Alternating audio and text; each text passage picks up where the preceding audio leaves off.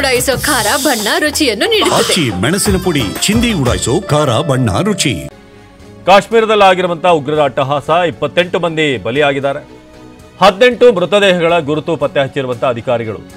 ಇದರಲ್ಲಿ 2 ಕನ್ನಡಿಗರು ಅನ್ನೋದು ಕೂಡ ಗೊತ್ತಾಗಿದೆ. ಒಬ್ಬರಿಗೆ ಗಂಭೀರ ಗಾಯ. ಸೌದಿ, ನೇಪಾಳ, ಕಾಶ್ಮೀರದ ನಾಗರಿಕರು ಕೂಡ ಗುಂಡೇಟಿಗೆ ಬಲಿಯಾಗಿದ್ದಾರೆ. ಒಟ್ಟು 10 ಮಂದಿಗೆ ಗಾಯ. ಪಟ್ಟಿ ಬಿಡುಗಡೆ ಮಾಡಿದಂಥ ಅಧಿಕಾರಿಗಳು. ಕಾಶ್ಮೀರದಲ್ಲಿ ಆಗಿರುವಂಥ ಉಗ್ರರ ಅಟ್ಟಹಾಸಕ್ಕೆ 28 ಮಂದಿ ಬಲಿಯಾಗಿದ್ದಾರೆ ಅಂತ ಸದ್ಯಕ್ಕೆ ಲಿಸ್ಟನ್ನು ರಿಲೀಸ್ ಮಾಡಲಾಗಿದೆ. ಗುಂಡಿನ ದಾಳಿ ಆದಂಥ ಸಂದರ್ಭ ಇದು. ಸೊ ಉಗ್ರರ ಗುಂಡೇಟಿಗೆ ಬಲಿಯಾದಂಥವರು ಹೆಸರು ಮಂಜುನಾಥ್, ಹಾಗೆ ಭರತ್ ಭೂಷಣ್, ಇವರು ಕೂಡ ಕರ್ನಾಟಕದವರು. ಸೊ ಉಗ್ರರ ಗುಂಡೇಟಿಗೆ ಬಲಿಯಾದವರ ಹೆಸರುಗಳೀಗ ರಿವೀಲ್ ಆಗಿದೆ. ವಿನಯ್ ನರ್ವಾಲ್, ಹರಿಯಾಣ, ಇವರೆಲ್ಲರೂ ಕೂಡ ಪ್ರವಾಸಕ್ಕೆ ಅಂತ ಹೋದಂಥವರು ಅವರ ಕುಟುಂಬದ ಜೊತೆಗೆ. ಶುಭಂ ದ್ವಿವೇದಿ, ರಾಜ್ಯ ಉತ್ತರ ಪ್ರದೇಶ, ಇವರು 4ನೇ ವ್ಯಕ್ತಿ.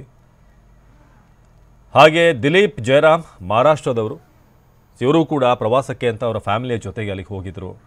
ಮಹಾರಾಷ್ಟ್ರದ ಅತುಲ್ ಶ್ರೀಕಾಂತ್ 6ನೇ ವ್ಯಕ್ತಿ, ಗುಂಡೇಟಿಗೆ ಬಲಿಯಾದಂಥವರು. ಇವರೆಲ್ಲರೂ ಕೂಡ ಫ್ಯಾಮಿಲಿ ಮುಂದೆನೇ ಸಾವನ್ನಪ್ಪಂಥವ್ರು. ಸಂತೋಷ್ ಜಗದಾಳೆ ಮಹಾರಾಷ್ಟ್ರದಿಂದ ಪ್ರವಾಸಕ್ಕೆ ಅಂತ ಇಲ್ಲಿಗೆ ಹೋದಂಥವರು.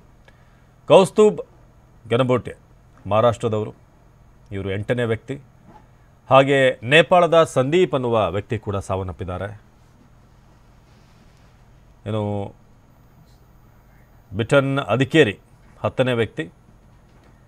ಸೊ ಹಾಗೆ ಪ್ರದೀಪ್ ಕುಮಾರ್ UAE. ಇನ್ನು ಸಂಜಯ್ ಲಖನ್ ಎನ್ನುವ ವ್ಯಕ್ತಿ 12ನೇ ವ್ಯಕ್ತಿ, ಗುಂಡಿನ ದಾಳಿಗೆ ಬಲಿಯಾಗಿರುವಂಥವರು.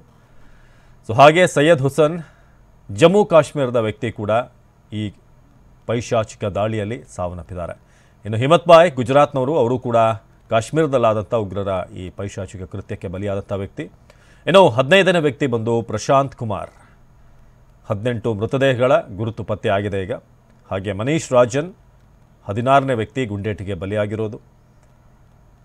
ರಾಮಚಂದ್ರಂ ಅನ್ನುವರು ಕೂಡ ಸಾವನ್ನಪ್ಪಿದ್ದಾರೆ ಅಂತ ಈಗ ಅಲ್ಲಿ ಹೆಸರನ್ನು ಪಟ್ಟಿಯನ್ನು ಬಿಡುಗಡೆ ಮಾಡಲಾಗಿದೆ. ಇನ್ನು 18ನೇ ವ್ಯಕ್ತಿ ಬಂದು ಶೈಲೇಂದರ್.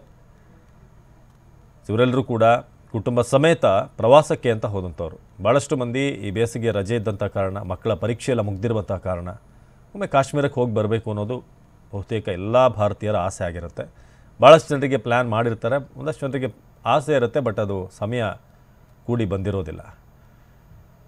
ಸೊ ಹೆಸರುಗಳನ್ನು ನೋಡ್ತಾ ಇದ್ದೀರಿ ಈಗ. ಉಗ್ರರ ಗುಂಡೇಟಿಗೆ ಬಲಿಯಾದಂಥವ್ರು ಒಂದಷ್ಟು ಮಂದಿಗೆ ಪಾಯಿಂಟ್ ಬ್ಲ್ಯಾಕಲ್ಲಿ ಅಲ್ಲಿ ಶೂಟ್ ಮಾಡಿದ್ದಾರೆ ಅಂತ ಗೊತ್ತಾಗಿದೆ.